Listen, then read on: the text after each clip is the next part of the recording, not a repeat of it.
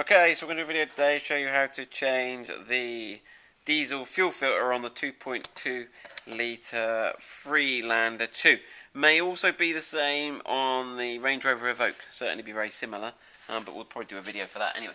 So that's what we're looking at. Now it's hidden beneath, we've just found out, beneath this engine cover here. Now in the previous video we've just done the air filter, so we've left this pipe connected from that video. We're now going to do, so right, 8mm socket on these two nuts at the front here. How long do we reckon they are? They're not too long. Yeah, too bad. Oh. They've got little top up washers underneath there. Have they got self-retaining washers, have they, so they don't fall off? No. No. They're just little top up washers, which sometimes don't come out with the bolt. So that's the bolt. Ah, okay. And that one you should be able to get the washer off. Okay, I'm with you. Some sort of anti-rubbery, yeah. Okay, so we got those, right. Keep those somewhere safe. This one you just got to watch out. The other one usually doesn't come out with it. Just watch out it doesn't go flying when you... Okay, so if I put my finger on there. Right, now, on some cars, I'll show you. Now, ours has got... so we're just going to pull this up. It's on poppers, but I am going to show you something. Ooh. Yeah, they do pop. They do. Oh, there we go. Right then. Okay, so there's a couple of things I'm going to show you. First of all, some cars may have a nut. Ours had been at the back there, which will be holding that pipe behind there. It looks like it's a common trick to leave that off, perhaps after a service at Land Rover. So you may have an extra nut there you need to remove. Okay, right, so yeah, watch these, let me just spin that over. I'm keeping my, so that's the engine noise cover, we'll call that one. That's that removed, we'll give that a clean. Right, what are we up to next? So, right, so where there's the fuel filter, we can start to start to look here. We've got the input and the output on the fuel line here, and it all sits behind this metal plate. So I think the first thing we'll do is have a go at whipping this metal plate off. Should be a 10, let's have a look. Okay, so let's have a look what we got here. We've got one there. One below it. One below it. I think we've got two on this side as well. He's a bit rusty, that one. I think he's in the weather, this one. The others, I think, are behind that cover. Yeah.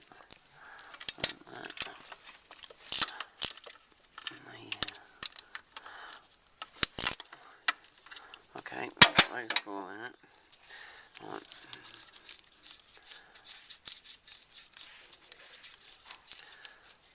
I'll just stop the video. Okay. Now on this bottom one you'll see that the nut didn't come out like on the other three, the stud came out, and this is the one that's in the weather, so that might not be uncommon that comes out, but that's no problem, you can go back in like that. So they're the fittings we took out of there. Now we should be able to gently, let's have a look, yeah, so there's a cable, let's have a look, there's a cable underneath the bottom. Now it all depends whether we just move this out the way or take it off, but there is a cable clamp at the bottom here, there's this braided cable here. I'm just going to remove that for this video, but to be fair, actually let's try leaving it there. Let's leave it there. Right. Okay, so let's start taking some of this top connections off. These top connections off. So let's have a look. We've got a connector here. We can push down on that bit there. Let's have a look what we're doing here. There we go. Hold on. Oh, what is moving there? Or is he a lift up? He's a lift up, I think. There you go. Yeah. So that little bit there, you need to just lift that up a bit to release that connector. Place him out the way. Right then, notice you've got the white pipe going to this white connector here. We've got a red dot there on that unmarked pipe. We've got a green. What have we got going on here? Another green. So they've got green at the back, and so I think we're going to be okay. Right, let's have a go. So let's have a go. Let's try pushing that white bit in and having a go at pulling that pipe out. There we go. No, we haven't done that before. That wasn't too bad, was it? Nope. So, yeah, that's the white one. They can be quite tight, these fittings. Right, let's have a go. Let's give him a bit of a... push him in and out to give him a bit of looseness. Oh, there you go. Yeah, we haven't done this before, so that's alright. We're happy with that, aren't we? Right then. Yeah, again, we're wearing gloves. You don't want to be getting too much diesel on yourself, really. Right then. Right. There you go, what have we got there? He's moving. He's quite tight at the back, he hasn't got a lot of movement on him. Try not to kink him. He's out the way. Right then, what we left with here? Where can we see where the... Oh, la, we've got to spin him round. Look, he's hidden. He's hiding. Oh, he's getting in behind that one. Need a small child to do this. Right. I'm gonna get myself a little screwdriver on that. Yep. Right, ready? Okay, so let me just try pushing down with that. There we go, I made it a bit easier, didn't it? Right, okay, so we're all good so far. So I think then, we're not quite sure what's on the bottom. If we look at the new one, we've got a series of bottom connections here, most of which, to be honest, look like they're blanked off, don't they? Yeah. Apart from that one. So we're going to try and undo these Allen bolts and try and lift it up. Okay, so let's whip these bolts out. What size Allen? 6 mil. 6 mil. Okay, let's have a look if they're all the same size.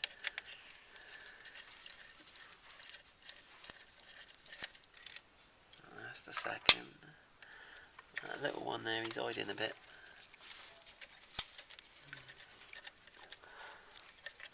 Right, so they're all the same size, so we're not worried about those going back in the wrong order. So let's have a look how... Oh, he's exceptionally loose now. He's ready to go. Right, just got to wiggle past all these myriad of pipes. Right, now, and there we go. Sure enough, nothing's connected at the bottom.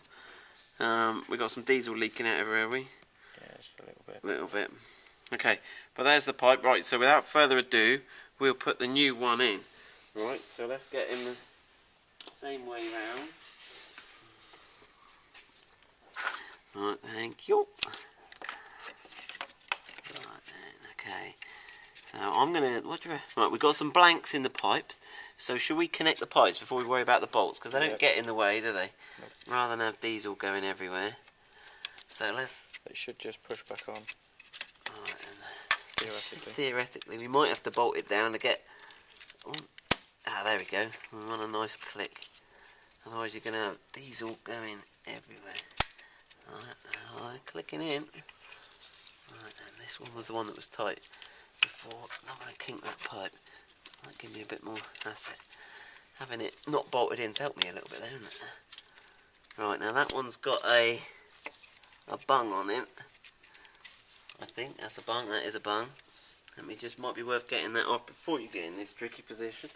Let me just give him a little. There we go.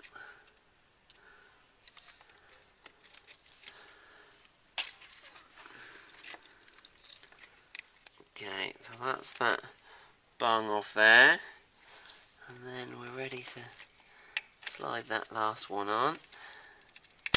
There we go, so they all positively click. They're actually quite nice clips, those, aren't they? Yeah. And like Ian says, they're better than some I've seen. I think they've worked on that design of those a bit. Some of those early ones, they never quite went back on right. Right, so again, I'm not going to tighten any of these bolts too much until I've got all 3 of them in. There we go. I don't think this is too bad a job. I thought this might be a bit of a... Good practice to be able to give it a general service. Of course, the problem we got is how to start. Now, diesels are notoriously hard to start. Now, on the Toyota video we did, we had a priming device on that. So I don't know whether this one's got an electric pump to prime it up. It should be... Or whether it's self-priming. Should be lift pump on there. Now, so we might have to have a little think about that. What have we got here? Did you ever watch that bit there? It's just a breather, I think. It's just a breather, is it? We ain't got a tricky pump in there. We'll have a look at the other one in a second. Right, so that's those connected. Right, that electrical connection, don't forget to put him back on. Alright, that's the electrical connection on. Right, let's just have a look at that other pump we took off. So yeah, I don't know if he's he doesn't appear to be much, does he? He's got an Allen key head in the top. He's got an Allen key in the head in the top. We might just have a quick look at that. Okay, yeah, so if you undo this hex screw here, what happens is a long bolt that goes through and obviously forms a seal here. So when you undo this, you'll get the diesel out. So if you, I think Ian's saying perhaps you should pre-drain the canister before taking it out, although to be fair it's all contained in there. But if you need to drain the canister, that's what that does. So we're not aware of any priming device yet, but we'll have a quick look. We're going to have a cup of tea, check on the internet, and then come back and we'll have a go at starting. The bolts back in here, the 3 bolts on that one that came out as the stud. Now, at one point I want to... We've got the front end of this car off because it's crashed damaged this our new project car, so we did the videos with it out. So if you've got a bit of a radiator in the way, I apologise for that, but we thought by doing it this way you'd get a better view. Right, so we've got all the pipes on. So first thing to do is put the key in the ignition, and you'll hear a whirring noise. And if you can hear that, which I think is the motor priming, which is going. Right then, Ian, do you want to crank it over? Get ready just in case I say stop, Ian, if there's a diesel leak, yeah?